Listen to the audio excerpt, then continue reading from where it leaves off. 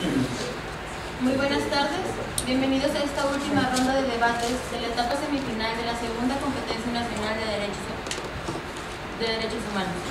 En este debate nos acompañan la maestra Carla Verónica Félix Neira, la licenciada Larisa Ruth Pineda Díaz y presidente del jurado el doctor Juan Carlos Centeno Maldonado. El dilema a debatir es: cuotas de género, ¿son medidas adecuadas para garantizar la participación política de las mujeres? En la postura a favor está el equipo número 536, integrado por Pilar Montaño como orador 1, Rubí Rivera como orador 2 y como auxiliar Sheila Rodríguez. El equipo con la postura en contra es el equipo número 100, integrado por Noé Antonio Peniche Flores como orador 1 y Fernanda Solís González como orador 2. En este momento le pregunto a los jueces si están listos para comenzar. Le pregunto a los equipos. Perfecto, sin más que decir, cedo el uso de la voz para su primera intervención al equipo a favor. Nelson Mandela, defensor de los derechos humanos, dijo en alguna ocasión: si esperamos las condiciones ideales, estas nunca se darán. Honorable jurado, compañeros y audiencia que nos acompaña el día de hoy, la vulneración de los derechos humanos de las mujeres es algo innegable, y la lucha incansable de las mismas para el reconocimiento, goce y ejercicio de los mismos, en especial de los derechos civiles y políticos, es algo que hemos visto a lo largo del tiempo. El dilema a debatir el día de hoy es si las cuotas de género son medidas adecuadas para garantizar la participación política de la mujer. En un primer momento, nos gustaría aclararle varias cosas a los aquí presentes. En un primer momento, las cuotas de género son los mecanismos legales por los cuales el Estado, que tiene la obligación de promover, proteger, garantizar los derechos políticos de las mujeres. Es así como en el artículo 41, fracción primera, se establece la obligación de los partidos políticos de garantizar la paridad de género en los cargos de representación popular. Ahora bien, en un segundo momento, las cuotas de género son medidas adecuadas porque se sitúan en un contexto que las requiere. Y esto queda comprobado por la ideología machista que tiene nuestro país y que se comprueba en el caso González versus Otras de la Corte Interamericana de Derechos Humanos, mejor conocido como el caso Campo Algodonero, que dice a la letra: debe reconocerse que una cultura fuertemente arraigada en estereotipos, cuya piedra angular es la inferioridad de las mujeres, es un problema que no se resuelve de la noche a la mañana. Y el equipo contrario podría decirnos que es el machismo el que hace inadecuadas las cuotas de género. Pero me gustaría que nos pusiéramos a reflexionar. ¿No sería que esa cultura machista es la que promueve la obligación del Estado mexicano de garantizar el derecho humano de la participación política de la mujer? ¿Y no estaríamos vulnerando el artículo 2 del Pacto de los Derechos Civiles y Políticos, que en su numeral 2 nos dice que el Estado mexicano tiene que promover las medidas legislativas adecuadas para garantizar los derechos civiles y políticos de la mujer y del hombre? Asimismo, tenemos nuestra jurisprudencia de la Suprema Corte de Justicia de la Nación 6/2015, que según el reglamento me permito leer. El rubro es el siguiente: paridad de género debe observarse en la postulación de candidaturas para la integración de órganos de representación popular federales, estatales y municipales. Y dice a la letra: debe permear en la postulación de candidaturas para la integración de los órganos de representación popular, tanto federales como locales, a efecto de garantizar un modelo plural e incluyente de participación política de la mujer. Además, es importante mencionarle a la contraparte que según Pedro Salazar Ugarte nos dice que tenemos que hacer acciones positivas, es decir, de acción, no de omisión, porque omitir actitudes del Estado mexicano sería vulnerar el artículo 1 constitucional que nos dice que el Estado mexicano tiene la obligación de promover, proteger, respetar y garantizar los derechos humanos. En un tercer momento, las cuotas de género sí garantizan la participación política, porque Luigi Ferrayoli nos define que garantizar significa proteger, tutelar o defender un derecho, que en este caso significa un derecho subjetivo, que en la cultura jurídica se defiende así. Además, tenemos que la participación política abre la puerta a la igualdad de oportunidades a la mujer para que pueda adentrarse al mundo político y que verdaderamente alce la voz y que represente a las más de la mitad de las mujeres mexicanas que somos la población mexicana. El equipo 536 demostrará con datos fidedignos los criterios jurisprudenciales, criterios internacionales, criterios sociológicos y además el consenso social, la obligación y el garantismo de las cuotas de género en la participación política de la mujer. Compañeros, los argumentos retrógrados de carácter sociológico, histórico y además los prejuicios sociales, culturales y religiosos, dejémoslos para otro debate y no vulneremos más los derechos humanos de la población mexicana adentrándonos en este tipo de argumentos, porque la vulneración de los derechos humanos ya no puede ser más en este tipo de debates jurídicos. Es cuanto. Detenemos el tiempo. Para su primera intervención, cedo el uso de la voz al equipo en contra. Citando también a Nelson Mandela, la educación es el arma más poderosa de la humanidad. Muy buenas tardes, distinguidos jueces, compañeros de la contraparte y público en general. El presente equipo sostiene la postura en contra de que las cuotas de género sean una medida adecuada para garantizar la participación política de la mujer. Lo anterior por dos rubros principales. El primero de ellos es que la cuota vulnera directamente derechos humanos de primera generación. En segunda instancia, porque la cuota no es la vía idónea para atenuar una barrera de género, tal y como veremos más adelante. Por lo que a lo largo de este ejercicio de debate sustentaremos nuestra posición con base en lo siguiente. En primer momento, hemos de manifestar que la implementación de la cuota en materia electoral viola directamente el derecho humano de libre acceso a la función pública, garantizado en el numeral 21.2 de la Declaración Universal de los Derechos Humanos, puesto que se indica un número específico de registro de candidaturas con una división basada en el género. Y esto quiere decir que en caso de que hubiese más mujeres preparadas que hombres, o viceversa, con la voluntad de ejercer un cargo público, estos se verían imposibilitados en ejercer sus derechos humanos, a ser votado y a tomar parte en los asuntos de vida pública del país. Ante tal temática, el en ese entonces Tribunal de Justicia de las Comunidades Europeas, en el caso Kalanke versus Alemania, resolvió que una norma nacional que da una preferencia ante determinado sexo hace que un país sustituya la promoción de la igualdad de oportunidades por la igualdad de resultados, por lo que resulta violatoria de derechos humanos toda norma que garantiza una oportunidad absoluta por una cuestión de género. Lo anterior se ve robustecido a través del caso Marshall versus Alemania, resuelto por el mismo tribunal, en donde además se refuerza que en cargos de empleo público, por la naturaleza del empleo, toda candidatura deberá verse a través de un examen objetivo que tenga en cuenta todas y cada una de las circunstancias de naturaleza personal de los candidatos, sin que una de estas sea necesariamente el género.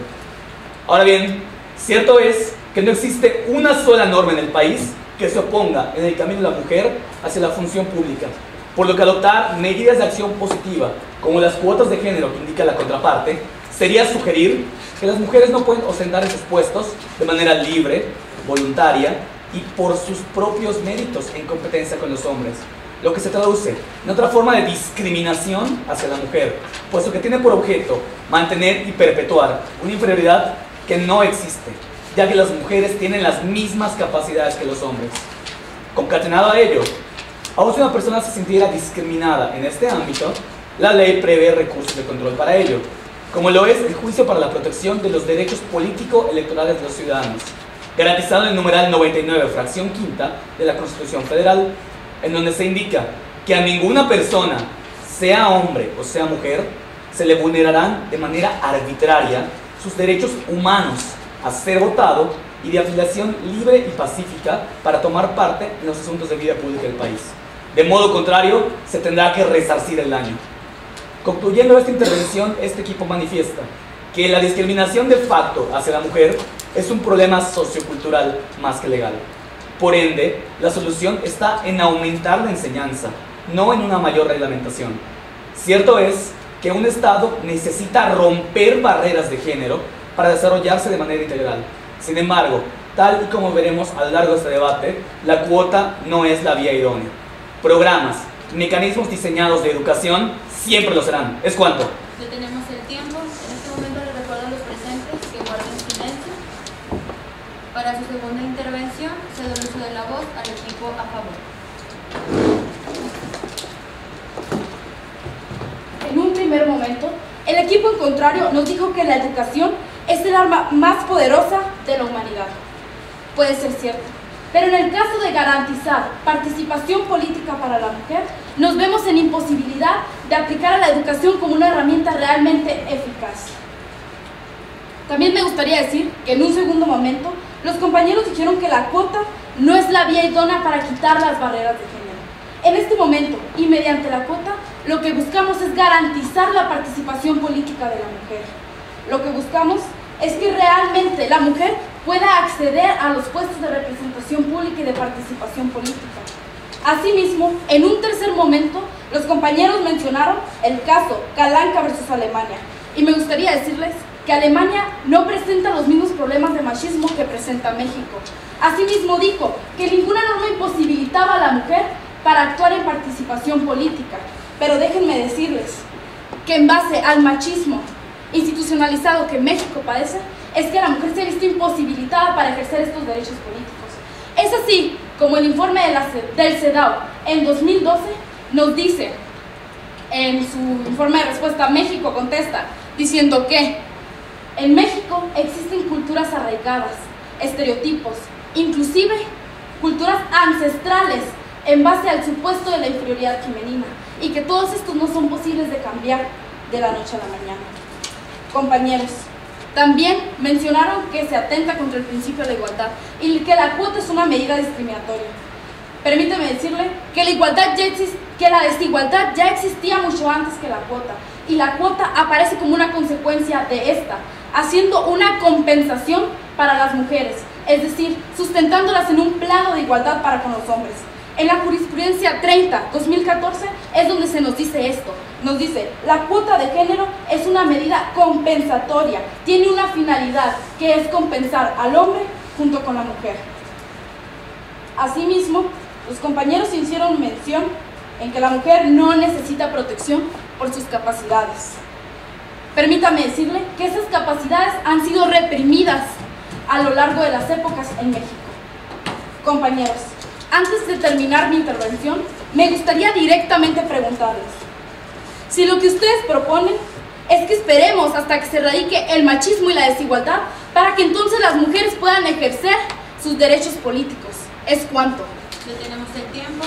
Para su segunda intervención, cedo el uso de la voz al equipo en contra. Agradecemos el uso de la voz y queremos mencionar que respetamos la postura del equipo adversario, sin embargo, no la compartimos. Y no la compartimos porque en primer momento nos plantean a las cuotas de género como una medida de acción afirmativa o positiva, y una característica de esta es la temporalidad. Sin embargo, han sido omisos en manifestar cuál va a ser la temporalidad de estas cuotas de género y cuáles van a ser los indicadores específicos para saber que las cuotas de género ya cumplieron con su objetivo. En ese sentido, y si nos dicen que las cuotas de género son la medida adecuada, también se tendría que esperar, en caso de que éstas surtan efecto, mucho tiempo para poder ver los resultados. En segundo momento, nos hablan de que nosotros mencionamos que las cuotas de género atentan contra la igualdad. Sin embargo, este equipo nunca hizo mención de tal aseveración. Nosotros mencionamos que las cuotas de género se traducían en acciones discriminatorias para las mismas mujeres, puesto que tienden a mantener y perpetuar una inferioridad que no existe, ya que las mujeres tienen exactamente las mismas capacidades que los hombres. Aunado a esto, nosotros manifestamos que la educación es el medio idóneo y adecuado para garantizar una verdadera participación de las mujeres, porque definiendo participación política, esta significa la representación de ideas e intereses, no de géneros. Nosotros hablamos de la educación, puesto que la Convención de Belém do Pará, expresamente en su artículo 8, hace mención de que para eliminar cualquier situación y cualquier estigma sociocultural que se tiene con respecto a las mujeres, es necesario cambiar las conductas tanto de mujeres como de hombres para poder generar y eliminar cualquier forma de discriminación basadas en las premisas de superioridad e inferioridad de cualquiera de los géneros, y eliminar así, con base en la educación y diseño e implementación de programas formales y no formales de educación, cualquier papel estereotipado para el hombre y la mujer. Si bien es cierto, como se indica a través del caso Yatama versus Nicaragua, que los derechos electorales y políticos pueden restringirse en virtud de que estos no son absolutos, Esta restricción tiene que ser únicamente cuando es proporcional al objetivo que se busca. Y las cuotas de género no son medidas proporcionales, puesto que no arrancan el problema desde la raíz. Son una solución parcial, mas no definitiva del problema. Están eliminando el problema de la subrepresentación, pero no eliminan las causas y obstáculos que causan esa infrarrepresentación femenina. No eliminan la desigualdad de facto y no eliminan tampoco la discriminación arraigada, como menciona esta contraparte, en la conciencia colectiva y en el imaginario colectivo de nuestra sociedad. Asimismo, existen medidas que no vulneran derechos humanos porque las cuotas de género sí lo hacen al restringir las candidaturas. Vulneran el derecho a ser votados, a formar parte de la toma de decisiones de tu país y a la libertad de ingresar a un puesto de elección popular. Nos menciona la Comisión Europea que hay medidas como la creación de centros de investigación y estadística y dar seguimiento a hechos y cifras que sí garantizan en materia de género, y también la socialización política, la formación de cuadros, la enseñanza universitaria, entre otras medidas educativas que sí van a garantizar eliminar esta discriminación desde la raíz, puesto que las cuotas de género no garantizan. ¿De qué nos sirve, compañeras, que más del 42% de las curules estén ocupadas por mujeres, si de 56 comisiones ordinarias solamente hay 17 mujeres a la cabeza, si hay 8 grupos parlamentarios pero solo una mujer coordinadora? Las cuotas de género no nos están garantizando una verdadera participación política de las mujeres. Es cuanto.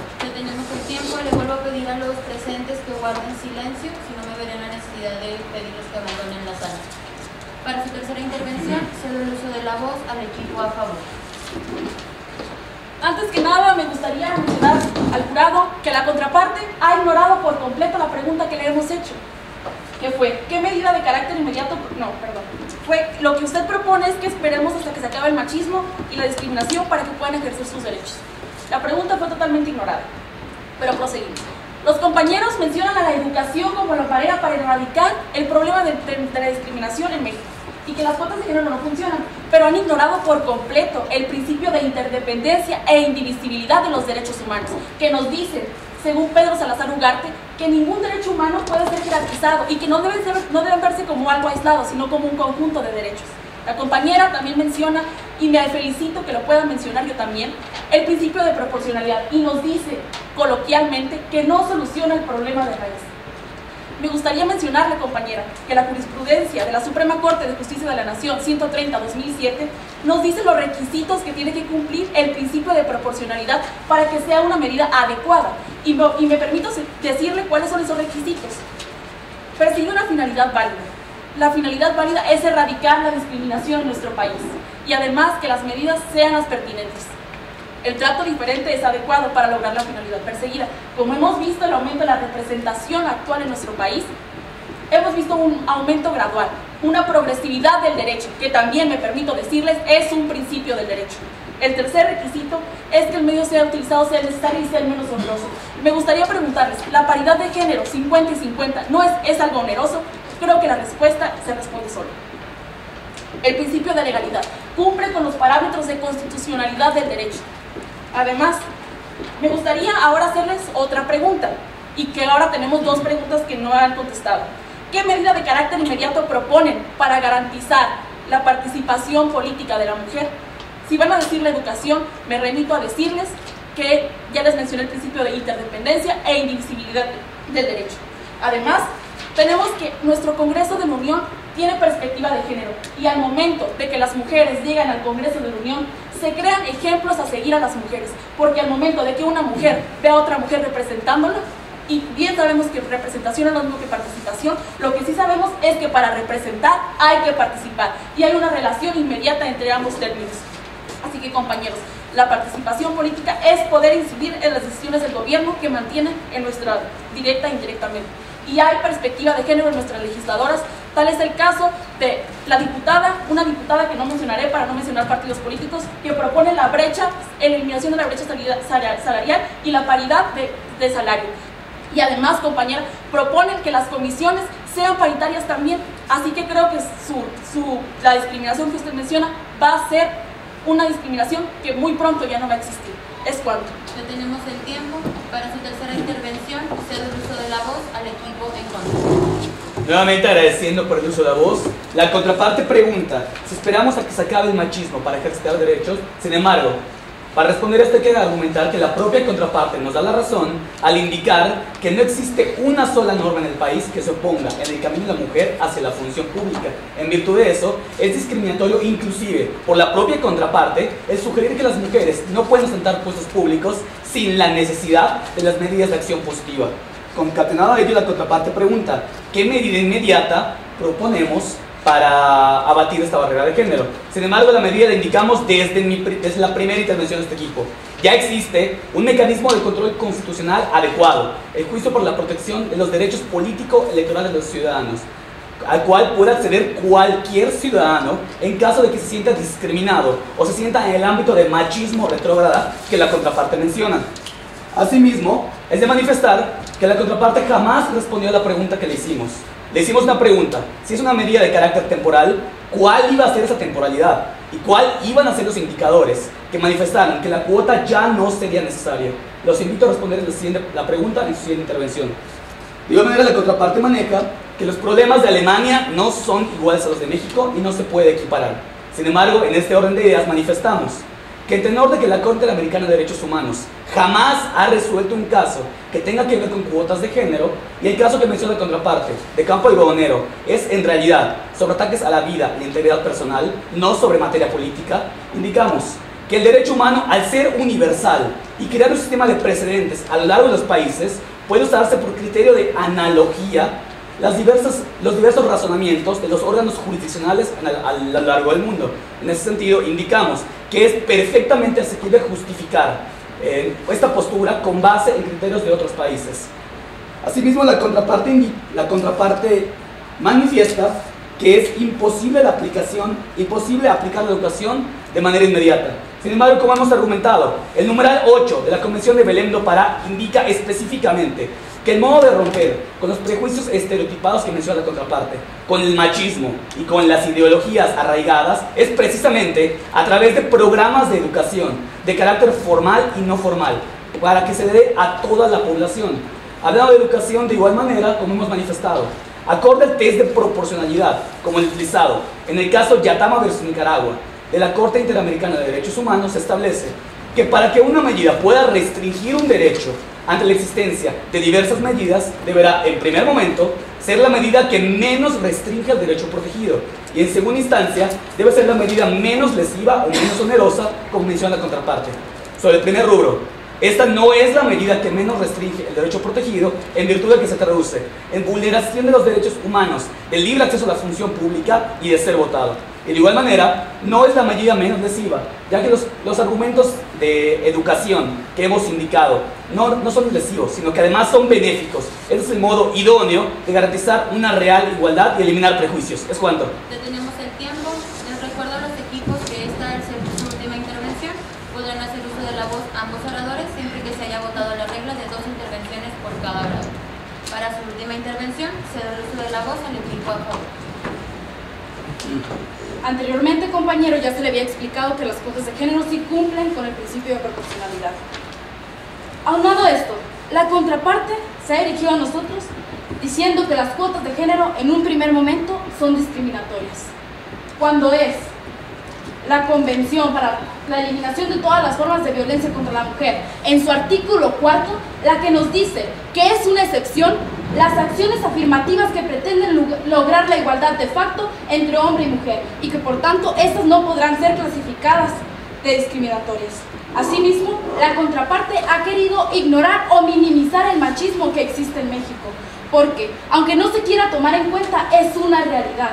Como bien lo dijo México en respuesta al informe de la CEDAW, vivimos en un machismo, en costumbres arraigadas, ancestrales, que no se pueden cambiar de la noche a la mañana. Asimismo, la compañera hizo hincapié en que las cuotas de género no solucionan el problema de raíz. Pero permítame decirle que la cuota de género, mientras no exista igualdad y discriminación, es necesaria para que las mujeres puedan accesar a la política, porque si bien tienen las capacidades, no se les ha permitido trascender, el cual es su derecho fundamental. Asimismo, la tercera encuesta nacional sobre exclusión, intolerancia y violencia en escuelas de educación media superior ha dicho que el 88% de los estudiantes se manifiestan a favor de que una mujer es igual de capaz que un hombre para ejercer un cargo público. Asimismo, es que la CIDH, en su libro Un camino hacia la democracia sustantiva, en 2011, ha dicho que incluir a mujeres en puestos altos de poder fortalece la democracia de las Américas. Además, que trae consigo un efecto multiplicador, es decir, las mujeres sentadas en su casa, que lo ven, o trabajando, se pueden dar cuenta que de igual manera pueden alcanzar un puesto similar.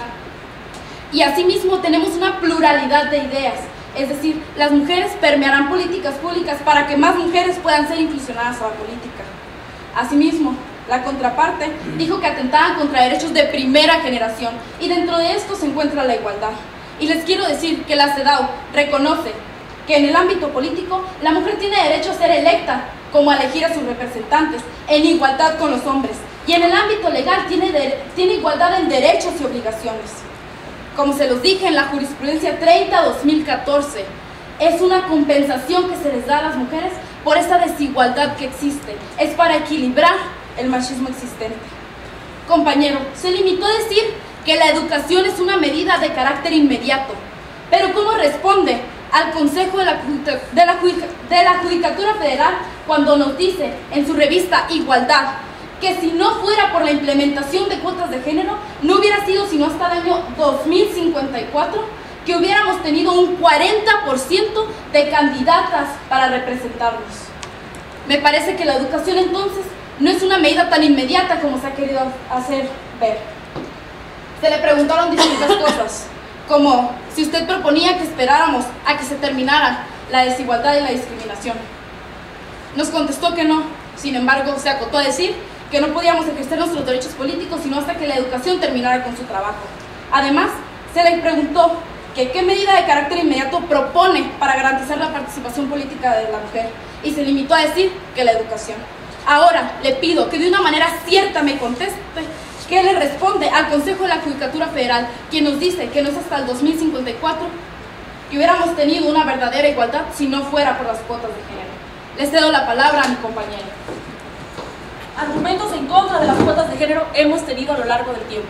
Anteriormente decían que darle el voto a la mujer le daría poder a la iglesia y que esto porque eran actitudes conservadoras. Además, hacen alusión a que están a favor de la educación. Nosotros no estamos en contra de la educación, sin embargo sí estamos en contra de tener que esperar al 2054 a tener 40% de participación, representación de la mujer. Así que compañeros, podemos esperar hasta 2054 para tener representación política de la mujer. Creo que la respuesta es no. Estamos a favor de los derechos humanos, de las mujeres y de hombres, y de una verdadera representación y participación política de la mujer en todos los ámbitos de nuestra participación. Es cuando detenemos el tiempo. Para su última intervención se da el uso de la voz al equipo en contra. Agradeciendo por última vez el uso de la voz y reiterando que la participación política consiste en la representación de ideas e intereses, no de géneros, este equipo, a lo largo del debate, ha demostrado con fundamentos que las cuotas de género no son una medida adecuada para garantizar la participación política de las mujeres. Como hemos hecho notar, las cuotas de género vulneran derechos humanos, consumados en la Declaración Universal de los Derechos Humanos, en el Pacto Internacional de los Derechos Civiles y Políticos y en la Constitución Federal, derechos al libre acceso a las funciones públicas, a formar parte de la toma de decisiones de tu país y a ser votado, puesto que se establece un porcentaje fijo de participación de ambos sexos, con lo que quiere decir que en caso de que existan más mujeres u hombres capacitados y con la voluntad de ejercer sus derechos humanos que superen ese porcentaje, se les verá negada esta posibilidad, puesto que existe un tope por género. A lo largo de este debate, nuestra contraparte también les hicimos una pregunta que omitieron por completo. Omitieron cuál va a ser la temporalidad y cuáles van a ser los indicadores específicos para saber en qué momento las cuotas de género ya cumplieron con su objeto.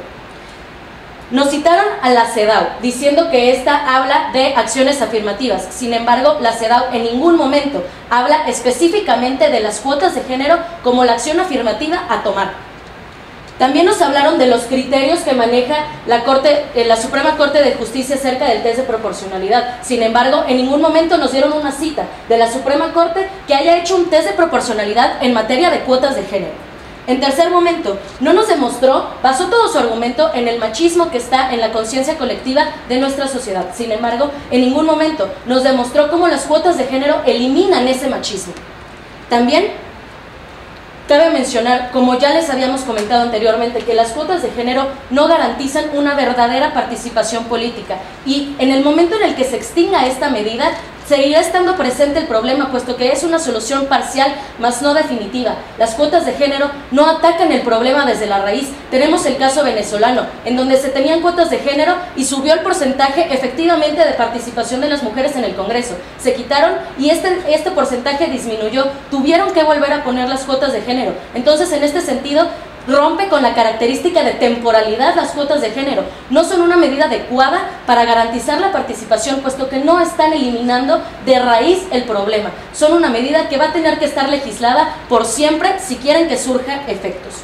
Asimismo, manifestamos que la educación es la vía idónea, y la Convención de Belém do Pará en su artículo 8 y la CEDAW en su artículo 8, sección J, hacen mención específicamente de que la educación es la única vía adecuada para romper con todas las barreras de género. Es la única vía que en realidad va a eliminar la desigualdad y la discriminación en contra de las mujeres. Si bien es cierto, como mencionamos, que ninguna ley obstaculiza el camino de las mujeres, nosotros estamos conscientes de que de facto sí hay obstáculos para que puedan llegar a la participación política. Sin embargo, como mencionamos anteriormente, hay mecanismos que garantizan a las mujeres y a todos los ciudadanos poder acceder a cargos de representación, como lo es el juicio para la protección de los derechos político-electorales de los ciudadanos. Y en caso de que alguien sienta que sus derechos humanos y sus derechos electorales fueron violentados, por medio de este juicio se resarcirán todos los daños, con lo que demostramos que las cuotas de género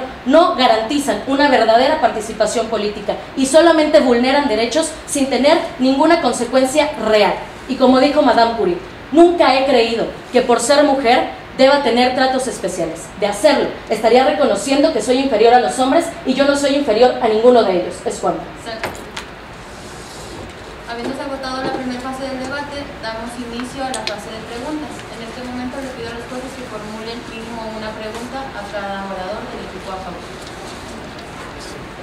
Bueno, pasamos a la ronda de preguntas. Le pediría a la licenciada Larisa Ruth que realice la pregunta pertinente, comenzando con el equipo a favor y luego. Muy bien, para el equipo a favor, ¿ustedes consideran que es válido el argumento de los partidos políticos de que la imposición de cuotas de género implica una vulneración a su libertad de postular como candidatos a los mejores perfiles que cuentan en sus filas? Muchas gracias por su pregunta. Consideramos que no es una justificación, porque en primer momento el artículo 40 nos habla acerca de que los partidos políticos son de interés público, entonces tienen la obligación de garantizar los derechos civiles y políticos de hombres y mujeres.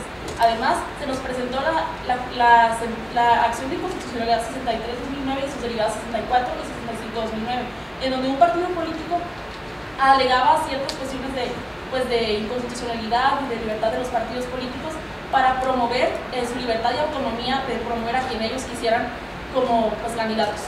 Sin embargo, consideramos que como son de interés público, los partidos políticos tienen la obligación de garantizar los derechos humanos de hombres y mujeres, y no podemos dejarlos libre albedrío, porque hombres y mujeres tienen los mismos derechos y obligaciones frente al Estado, y tienen que representarlos. Es cuanto. Gracias. Con la maestra Carla Verónica, por favor. Bueno, ustedes hablaban de que uno de los principales motivos de la inclusión de estas cuotas de género en la legislación mexicana es el machismo que existe en la cultura.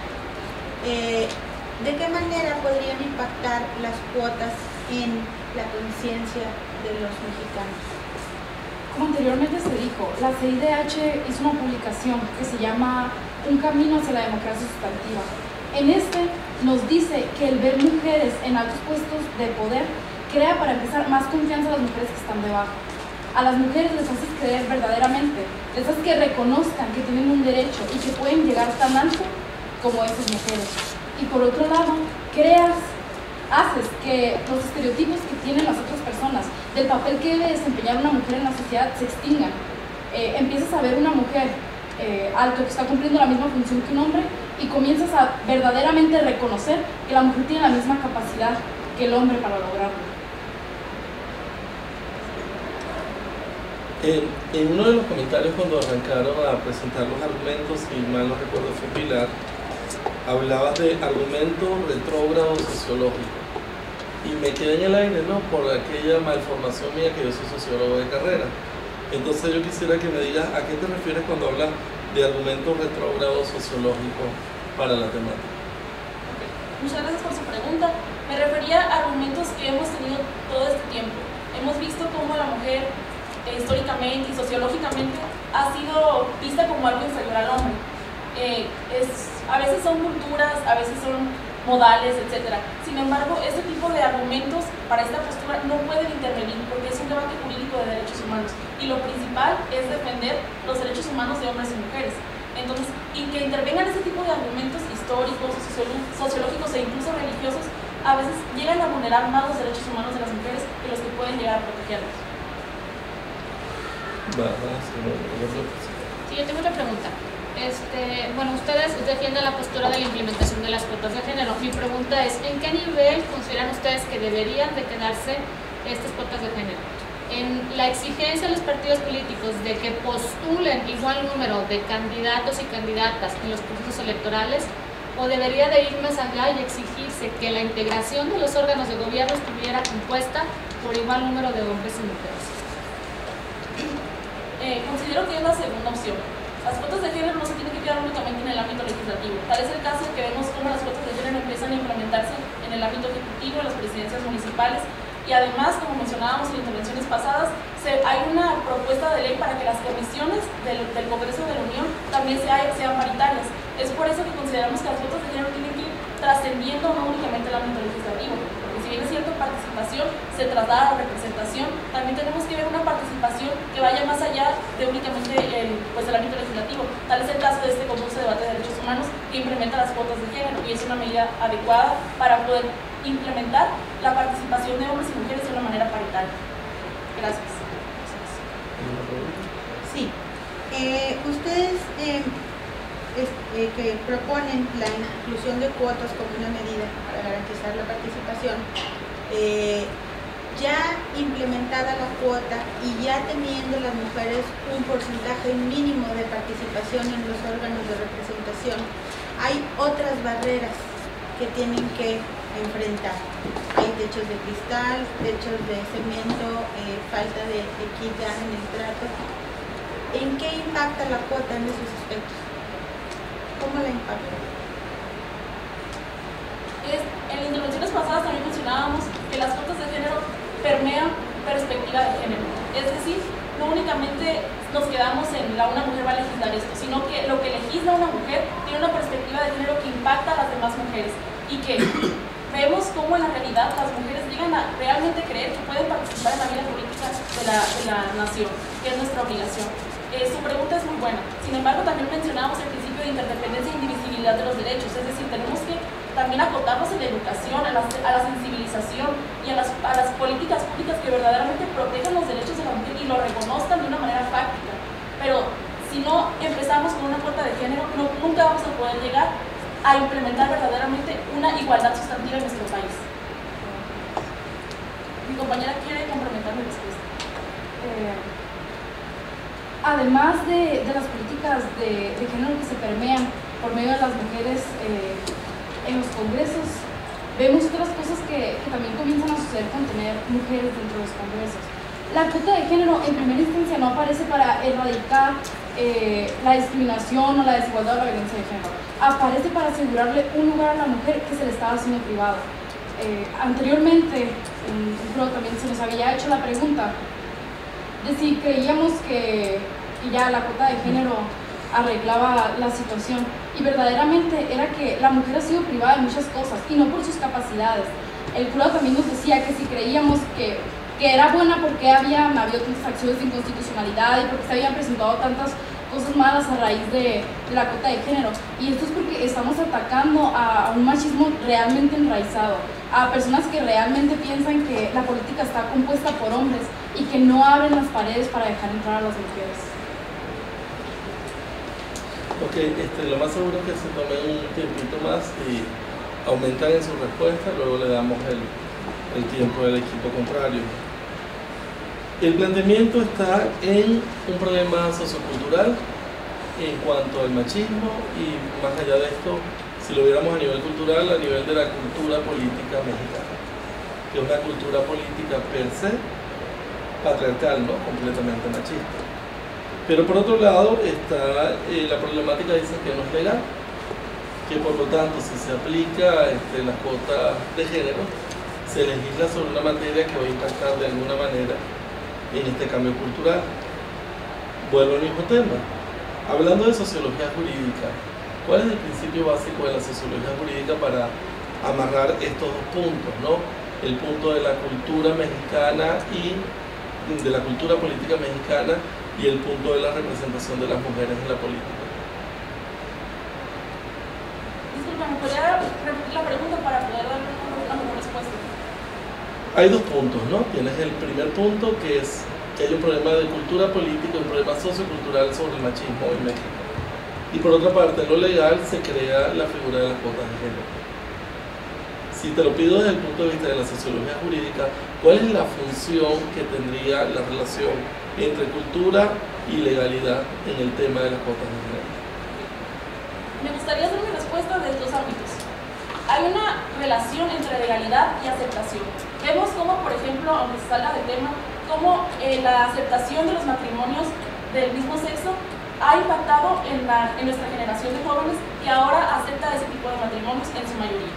Ahora, yo soy una persona que verdaderamente ha estudiado a Durkheim. Entonces, Durkheim nos decía de las instituciones sociales. Y volvemos otra vez al principio de indivisibilidad e interdependencia de los derechos. Una institución social como la familia, que en este caso entraría la educación, tiene que intervenir para que todas las demás instituciones funcionen. Sin embargo, no podemos dejar fuera la política, que es una institución fundamental de nuestro país. Es decir, de esta manera estamos implementando que las cuotas de género permean políticas de perspectiva de género en todas las instituciones, y es ahí como la sociología jurídica puede coadyuvar a las cuotas de género para que verdaderamente den una solución al problema de discriminación que vive en nuestro país y que es innegable. Gracias por la respuesta. Pasamos entonces al equipo en contra. Arrancamos igual como íbamos, ¿verdad? Sí. Licenciada, por favor.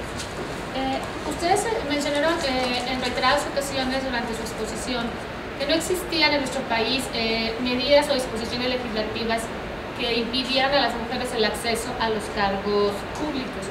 Mi pregunta es, ¿cómo explican ustedes que antes de las cuotas de género, de la implementación de las cuotas de género, la participación de las mujeres en la vida política del país fuera prácticamente nula y que después de su implementación se hubiera incrementado? ¿A cuál lleva? Sí, bueno, al orador número 1. Antes que nada, agradeciendo su pregunta, distinguida juez, quisiera responderlo de la siguiente manera. Lo que ocurre con la cuota de género para la temática en cuestión, si bien es cierto, antes de ella había un número más bajo de mujeres en el Congreso de la Unión, ocurre, en ese sentido, que la implementación de la cuota garantizó, aumentó de cierta forma el carácter numérico. Sin embargo, eso no correlativamente significa que ha aumentado la participación política, en virtud de que la participación política consiste en representar ideas e intereses. Entonces la cuota, como hemos indicado, únicamente va a garantizar un carácter numérico, más no una participación política como tal. En ese sentido, de igual manera, argumentamos que existen mecanismos de control constitucional para que las mujeres puedan libremente acceder a la función pública. Y en este caso, si se le violentara dicho derecho, la mujer podría acudir a este mecanismo y se resarce el daño.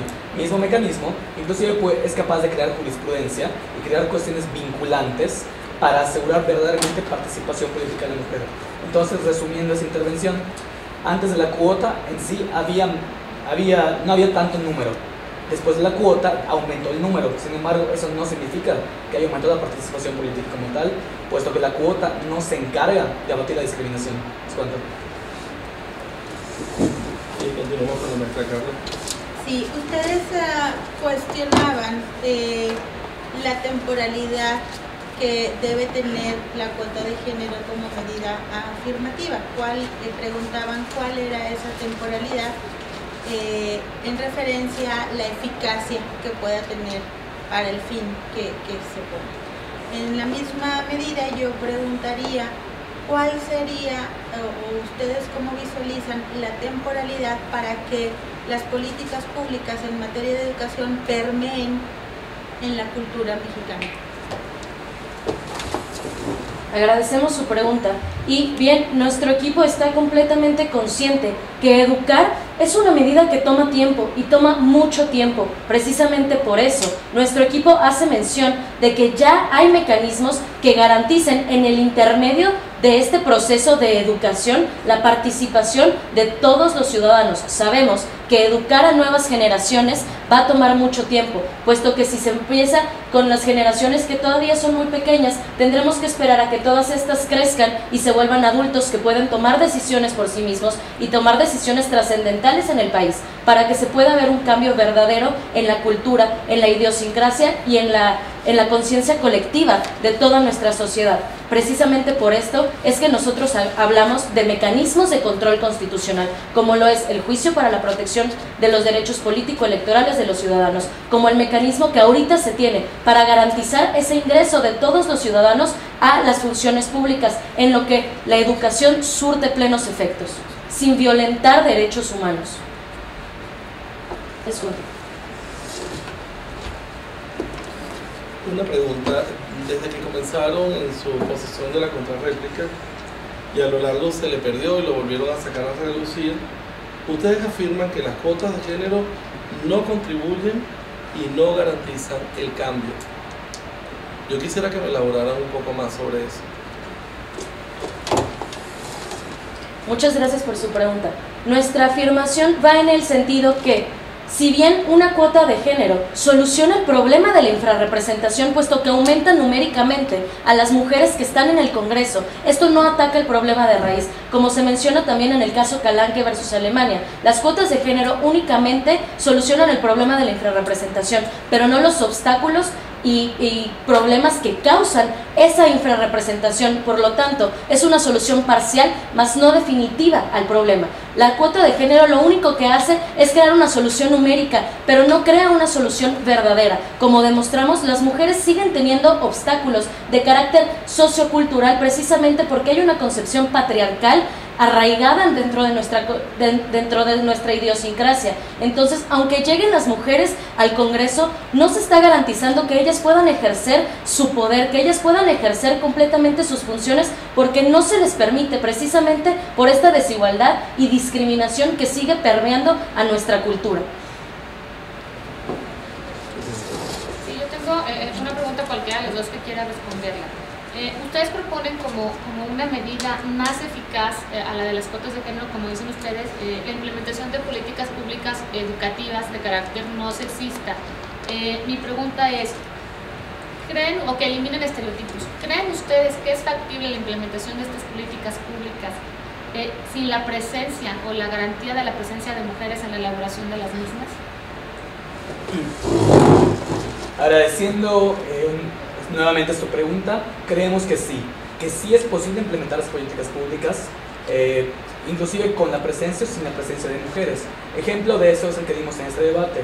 Acorde a la Comisión Europea, en su manual para adoptar medidas y garantizar la participación igualitaria de mujeres y hombres en la adopción de decisiones políticas, se indica que se realicen centros de investigación, de seguimientos, de estadísticas con datos relativos a hombres y mujeres. Se habla de campañas de sensibilización, se habla de implicación política y formación de cuadros. En ese sentido también argumentamos que al ser la representación política una cuestión de ideas e intereses que no necesariamente está ligada al género, encontramos diversos ejemplos en los que las mujeres no necesariamente tienen que participar para que se salvaguarden sus derechos.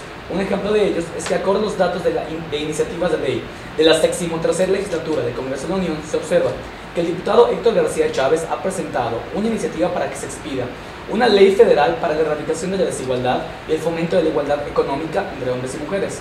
Asimismo, el diputado Juan Edad Martínez García solicitó que se expida una reforma a la Ley Federal del Trabajo a efecto de garantizar que todas las instituciones públicas cuenten con cambiadores de pañal en sus servicios sanitarios, tanto para hombres como para mujeres, y que igualmente existan salas exclusivas para la lactancia en las instituciones públicas.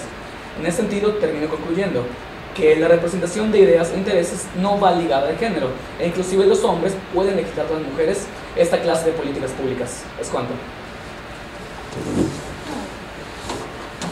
Yo cierro la pregunta y por la hora del debate también, porque esto me tiene preocupado. En todas las mesas he hablado de políticas públicas, con una libertad absoluta que a mí me ha dado demasiado miedo, por un gran problema. Yo soy doctor en política pública, entonces cuando oigo hablar de políticas públicas con esta libertad, a mí me da mucho miedo, ¿no? Entonces yo les voy a pedir para que ustedes se ganen la tarde, ¿no? ¿Qué son políticas públicas? ¿Cuáles son los actores que intervienen en la política pública? Y después que me lo defina, te volvería a preguntar si las cuotas de género tienen o no impacto. Muy bien, muchas gracias por su pregunta. Una política pública es la respuesta del gobierno y esta puede ser por medio de creación de programas o simplemente también ignorando a alguna problemática de la sociedad de carácter imperativo. Si bien, como preguntaba en las preguntas subsecuentes, si las cuotas de género tienen un impacto, como mencionábamos anteriormente, sí tienen un impacto numérico, pero no tienen un impacto cualitativo. El que las mujeres lleguen a estos puestos no garantiza que puedan participar y que puedan ejercer plenamente todas sus funciones. No hay claridad en la definición de políticas públicas ni el impacto. Una cosa impresionante. Concluido el debate, solicito a los concursantes que abandonen las salas y como a los asistentes para la deliberación de los jueces. Pido a los dos equipos que no se alejen demasiado para que vamos a dar inicio a la sesión de retroalimentación. Les recuerdo a los jueces que solo se pueden hacer comentarios de forma, ninguna de fondo. Pueden comenzar. Arrancamos con la licenciada Larisa. Sí, bueno, a los chicos del equipo que mantuvo la postura a favor, me parece a mí que les faltó mucha más solidez en los argumentos, en la contraargumentación a la postura del equipo en contra. Creo yo que a pesar de que es un poco más sencillo argumentar a favor de la postura, les faltó tener más contundencia en sus argumentos y ser más concretos y más directos a las preguntas. Igual hicieron un poquito de referencias a citas que al parecer eran más memorizadas que una cuestión de entendimiento, y eso sería mi... La otra cuestión es que les he dicho también en el otro debate que hubo, que por tratar de ganar el tiempo hablamos demasiado rápido y a veces las palabras se atropellan y no se entiende bien lo que quieren expresar. Y a los chicos del equipo que argumentaron en contra, creo que fueron un poco más contraargumentativos, pero les faltó profundizar un poco más en los argumentos que estaban sosteniendo en su postura. Serían mis observaciones. Gracias. Maestra Carla Verónica. Sí, bueno, yo al equipo a favor siento que en su expresión corporal les faltó un poquito de seguridad en sí mismas, como que las notaba un poquito nerviosas. Cuando nosotros defendemos una postura, pues lo primero que habla de lo que creemos pues es nuestra expresión. Ese sería mi comentario. Y en relación al otro equipo, yo les haría el comentario de que me pareció que sus argumentos fueron buenos. Sin embargo, creo que cuando nosotros estamos hablando de algo tenemos que tener muy claros los conceptos que utilizamos y estar bien conscientes de qué significa de lo que estamos hablando, y creo que eso sería mi sugerencia. Ok, con respecto al equipo a favor, a la compañera tuve ayer, fue la oportunidad antes de ayer de evaluarla. Me gustaste más la vez pasada. Hoy te vi más insegura en el tema, no sé por qué. Y lo que te comentaban aquí las juezas, atropellaste muchas veces.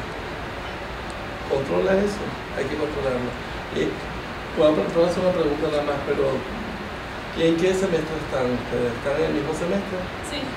Okay. Estás nueva en el área de debate, siento que tienes el caso de la segunda compañera que te veo hoy por primera vez.